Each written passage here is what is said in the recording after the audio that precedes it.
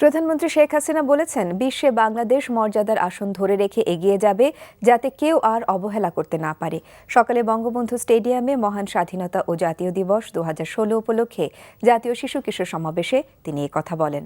Report করছেন আহমেদ বিপুল।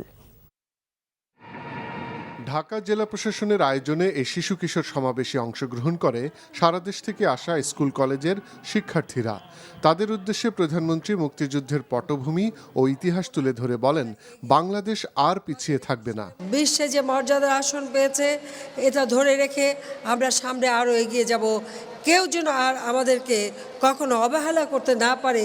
শেখ হাসিনা বলেন, আগামী দিনে মন্ত্রী প্রধানমন্ত্রী তোমরাই। পরে সমাবেশ মার্চ পার্চের মাধ্যমে একে একে প্রধানমন্ত্রীকে সালাম জানায়।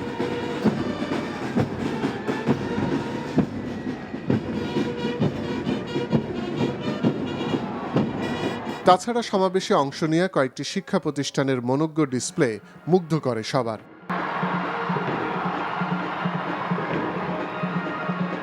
মহান স্বাধীনতা সংগ্রাম আর মুক্তিযোদ্ধাদের বীরত্ব গাথা তুলে ধরে শিশু কিশোররা।